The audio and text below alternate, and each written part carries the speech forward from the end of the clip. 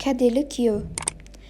Мен осы қаладағы елеусіздеу бір әкімшілік мекемесінде ортанқол басшысы дәрежесіндегі қызметкермін. Білім дәрежем жоғары, мамандығым экономист. Бухгалтерия жағын мекеменің экономикалық жобалау тараптарын бір кісідей білемін. Кезінде үлкен бір басқармада бастықтың экономика жөніндегі орынбасары болып біраз жыл қызмет еттім. Аумалы-төкпелі кезеңде ол мекеме де жабылған соң басқа жұмыс іздеуге мәжбүр болдым. Қазіргі жұмысым өзіме ұнайды.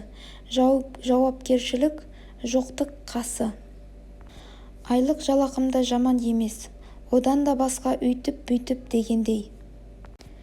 Пәленшенің құдасы, төленшенің жиені едім деп аяқ жетер жерден іздеп келушілер де жеткілікті. Бір істі болып келсе, кейбіреуі түрлі мәселелерде қолжауға жасауды емеуріндейді. Әйтеуір тамыр таныстық, жаман абыройдың арқасында жұртқа шама-шарқым келгенше көмектесіп жіберемін. Мұндайда қазақ құр қалдырмайды, алақаныма ақша басады. Жұмыс бітер деп берген қаражаттан да қарқып қалам. Ортаға түскеніме сыйақыны және аламын. Қазағым жұмысы біткеніне мәз. Мен еселеп тауып екі асағаныма. Сөйткен тірлік бар енді. Қатын, 2-3 қарадомалақ ұл қыз бар. Саяжайды әлде қашан оралмандарға сатып бұлданғанбыз. Әттең, ертерек арзандау кетті. Мәшине бар. Әйелім ұсқынсыздау, оған қоса бала басты, салпы етектеу. Өзімнен 7-8 жас кіші. Бұл менің 3-ші әйелім. Бірінші әйелімнің мінезі өте шайпау еді. Әке-шешеммен, туыстарыммен суықтау болды. Төркіні жақынның төсегі жиналмайтыны рас екен. Қашан көрсең үй толы кісі, дем алып әлде қонақ шақырып сиқың жоқ. Сөйтіп онымен 4 жыл отасқан соң бір қызбен қоя бердім. Ағалары мен жеңгелері қатынның қолтығына су бүрікті ме білмеймін. Айырылысуға келісім бермей біраз әлектеді. Бірақ жолын таптым. Оның өзі бір хикая. Ал екінші әйелім мықты бір дөкейдің байдан қайтқан қызы еді. Өз көйлегімді өзім жуып киіп, өз тамағымды да өзім пісіріп ішіп, онымен тұрған 1-2 жылдың ішінде тіпті жүнжіп кеттім. Табысым да жаман емес, бірақ ол антұрғанның төркіндеуі таусылмайтын болды. Қайын атам обалына не керек, мені керемет жұмысқа орналастырып қойды. Ерте кетем, кеш келем, іс-сапарларым да көп. Бір күні Атыраудан 2 күн ертерек қайттым. Түн жарымында өз кілтіммен пәтерімді ашып, ішке кірсем, менің орнымда бір сылыңғыр қара жігіт тырдай жалаңаш халде әйелімді құшақтап ұйықтап жатыр. Кәпелімде аңырайып тұрдым да тез есімді жиып ала қойдым. Бірінші қатынымнан жеген опығым бар. Дыбысымды шығармай еркектің киімдерінің қалталарын жақсылап қарап, құжаттарын, ақшаларын сыпырып алдым да цифрлы фотоаппаратымды қолыма алып, шамды жағып келіп жібердім. Ұйқылы ояу әбиірлерін қолдармен әрең қалқалаған әлгілерді шыртылдатып суретке түсірдім. Соң жігітті әй-шайына қарамай, жалаңаш қалпында подъезге аттандырдым да әйелімді ішкөйлекпен машинеме мінгізіп, әкесінің дарбазасының алдына тастап кеттім. Сотқа арызды өзім жаздым. Бұл тартпайтын фотобейнелер соттың да, дөкей атамның да аузын ашырмады. Әлгі жігіттің де төлқұжатын сотқа тапсырдым. Сөйтіп, айналған 1-2 айдың ішінде дәкең тағы бір бойдақ болып шыға келді. Бірақ қайын атам бұрынғы табысты қызметімнен есебін тауып тайдырды.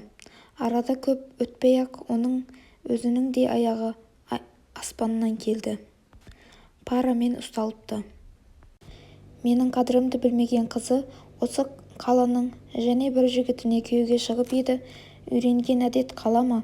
Және жұмысқа жүрісі әшкереленіп, алдыңғы таз кебін қайта киіпті.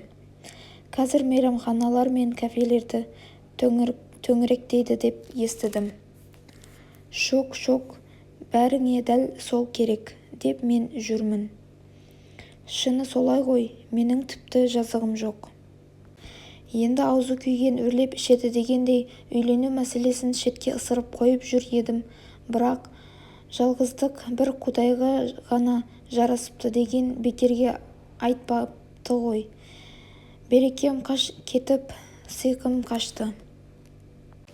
Жасым да 30-дан өтіп бара жатыр.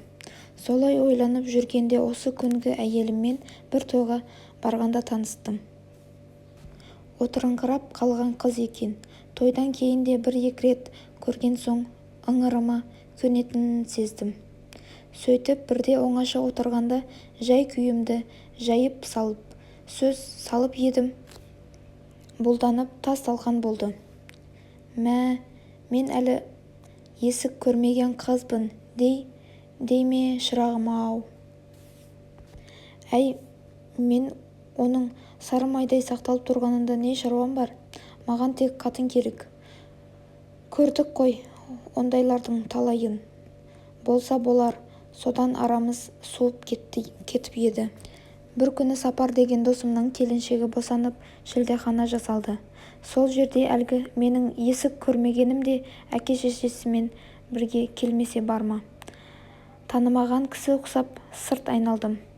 Шынар досымның әйелі көзін қысып мені оңашалады да бұлардың өздеріне нағашы жұрт болып келетінін айтып, мен жөнінде біреулердің білгісі келіп іңкәр болып отырғанын жұлқалап жеткізді.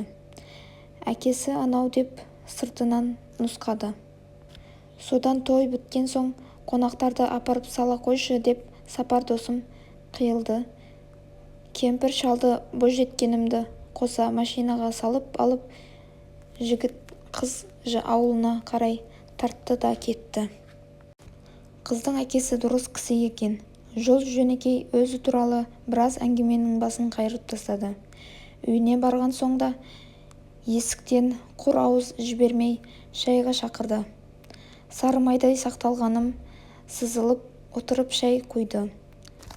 Ақаңнан бірер рюмка тартып алған соң менің есім кіріп, машинаны енді қалай айдап кетемін деп санымды соқтым.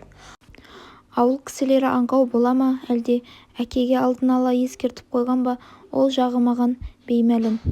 Отағасы қонып кет, деп пісіріп айтқан соң, мен машинаның жүк салғыш бөлігіндегі тағы бір қыл мойынды әкеліп столдың үстіне қойдым. Баста ауыртып не керек, сол түні болашақ қайын атаммен қол соғысып қызына құда түстім. Қалыңсыз қыз болса да кәдесіз күйеу болмайды деп болашақ ата-енеме 200 мың ұстаттым. Ертеңіне сары майым кәдімгідей қимай қош айтысты. Келесі сенбіде 2 ағам мен жеңгелерім келіп қызға құда түсті. Кешке таман төркінмен сыңсып қоштасқан қалыңдықты алып қалаға қайттық. Дүрілдетпегенмен орташалау той жасап, жаңа қайын жұрт жақты да күтіп жібердім. Қазір міне 10 шақты жылдың жүзі болып қалды. Осы қатыным күләшпен түтініміз құдаға шүкір әзірге түзу шығып келеді. Тұғырдан түсе қойған күйім жоқ. Беті тегістеу төмен етектілерді көрсем, әлі де делебем қозады. Бұл қасиетімді бұрын сары майдай сақталған, осы күні қықпыш балықтай қақталған қатыным жақсы біледі. Содан да шығар, үйдегі телефонның қоңырауын аңдып отырады. Ал мен болсам, ұялы сымтетігімді үйдің босағасын аттар алдындай-ақ желден айырып тастаймын. Әрине, ел жатар кезде әдейі қатынымның қытығына тиіп, қоңырау шалатын қысыр келіншектер біздің таныстарымыздың ішінде де баршылық. Достар, егер әңгіме каналым ұнап жатқан болса, лайк басып, комментарий жазып, пікірлеріңізді қалдырып, маған тіркелуді ұмытпаңыз.